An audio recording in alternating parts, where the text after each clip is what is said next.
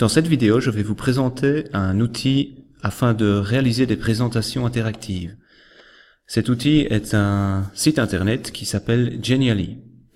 Tout d'abord, il faut ouvrir une fenêtre internet, donc je vais cliquer sur Google Chrome. Je vais rechercher le mot Genially, ça s'écrit G-E-N-I-A-2-L-Y. Et je clique sur le premier lien, genially.fr. Alors, vous savez que vous possédez un compte Google grâce à l'application du collège, donc vous allez vous inscrire via ce compte. Je vais cliquer donc sur Inscription. Attention de bien cocher la case « J'ai lu et accepte les conditions ». Ensuite, cliquez sur « G+». Donc, je vais créer un compte via mon compte Google. Il me demande mon adresse. N'oubliez pas que cette adresse se termine par @cnddinan.be. Avant le @ vous placez votre prénom, sans accent, point votre nom de famille. Ensuite, vous cliquez sur Suivant. Après avoir saisi votre mot de passe, le site vous demande de répondre à certaines questions, à remplir certains critères. Donc vous allez sélectionner Éducation primaire. Vous voyez que l'école secondaire est incluse dedans. Je clique sur Suivant. Ensuite, vous sélectionnez Élève. Et de nouveau Suivant.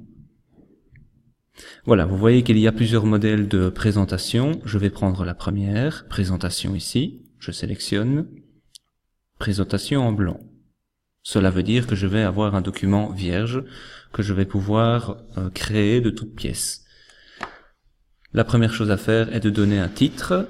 L'activité s'appelle donc la My Superhero, My Favorite Superhero. Donc je vais nommer mon document avec soit le nom du super-héros que j'aurais choisi, ou alors bêtement le titre My Superhero. Vous voyez que le document se sauvegarde automatiquement, donc il n'y a pas besoin de cliquer sur le symbole d'une disquette. Alors, ça ressemble un peu à un PowerPoint, donc nous avons ici une dia en blanc. Je vais cliquer sur Page. Pour l'instant, il n'y en a qu'une. Je pourrais en ajouter une autre en cliquant sur le bouton plus ici en rose. J'ajoute une dia blanche. Ici, blank. Je clique sur Ajoute. Vous voyez que j'en ai deux maintenant. Je reviens à la première. Je peux ajouter du texte. Je peux ajouter des ressources, donc des icônes, des illustrations, ou médias, ici des images. Commençons par du texte. Imaginons, je vais créer une présentation sur Batman. Je vais ajouter un titre. Vous voyez que ça apparaît automatiquement en plein milieu de l'écran et je marque le nom. Quand j'amène mon curseur sur le bord du cadre ici, je peux le déplacer. Vous voyez que mon curseur se transforme en double flèche. Je peux, grâce à ce bouton-ci, effectuer une rotation. Et vous voyez qu'il y a différents outils qui apparaissent quand je sélectionne mon texte. Regardez, clac, je peux choisir la couleur. Ici, la taille de la police. Ici, le style. Mettre en gras, italique, souligné. Voilà, j'ai le choix. Je vais prendre celui-ci, il a l'air pas mal. Mettre le texte ici. Et ajouter une photo. Alors, pour ce faire, je vais ouvrir un deuxième onglet, en cliquant sur le petit plus ici en haut. Et je vais faire une recherche d'image de Batman. Voilà, j'ai le résultat de ma recherche, je sélectionne Image. Celle-ci a l'air bien. Je clique dessus, je fais un clic gauche. Ensuite, quand elle s'est ouverte comme ceci, je fais un clic droit. Et je vais enregistrer l'image sur, imaginons, le bureau, comme ça je peux la retrouver facilement. Je peux même changer le nom. Attention à ne pas effacer l'extension du fichier, soit c'est .jpg, soit .png. Et je vais mettre Batman. Voilà, je sauvegarde. Vous voyez qu'elle apparaît ici dans ma barre. Je retourne dans l'éditeur, Médias, Images, votre ordinateur. Alors on peut cliquer et déposer directement les images ici. À la limite, c'est encore plus facile. Regardez, mon image est toujours ici dans ma fenêtre de téléchargement. Je clique avec le bouton gauche, je maintiens et je fais glisser l'image dans le cadre. Et vous voyez que l'image de Batman apparaît. Je peux cliquer dessus et elle apparaît dans ma présentation. Je peux la replacer, la redimensionner en tirant sur les coins de l'image, effectuer une rotation. Voilà. Bon.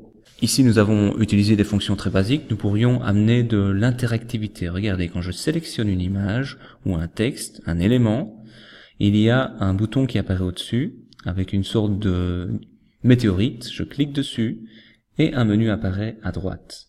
Vous avez différentes options d'interaction, d'animation, pour faire entrer l'objet sur la DIA et pour le faire sortir. Vous voyez, quand je passe mon curseur sur un des noms d'animation, vous avez un aperçu. Je vais utiliser celle-ci et je peux utiliser un timer. Donc je vais faire apparaître Batman après 1 seconde. Début, 1 seconde. À la sortie, il va partir en zoom.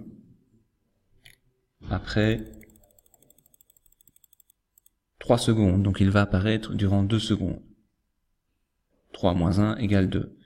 Je peux cliquer sur aperçu ici en haut pour voir ce que ça donne. On voit bien qu'il apparaît, il reste 2 secondes et disparaît. Pour sortir de l'aperçu, je clique dans la zone noire autour. Voilà. Je peux très bien ajouter un fond. Ici, vous voyez, je clique sur fond et en choisir un. Attention, les fonds où il y a une étoile jaune, cela veut dire que c'est un forfait payant, donc elles ne sont pas disponibles. Je pourrais très bien choisir mon illustration. Donc je charge une image. Je vais de nouveau charge une image. Je vais de nouveau retourner ici et chercher une image de Gotham. Je prends celle-ci, clic droit, enregistrer, toujours sur le bureau. Elle est ici, je la fais glisser dans la boîte et je la sélectionne. Voilà, j'ai mon Batman avec Gotham derrière. Retournons maintenant à la présentation sous avec différents slides, différentes dias. Vous voyez qu'il y a une baguette magique et je peux cliquer dessus et choisir la transition entre une dia et l'autre. Par exemple, on va choisir origami, vertical.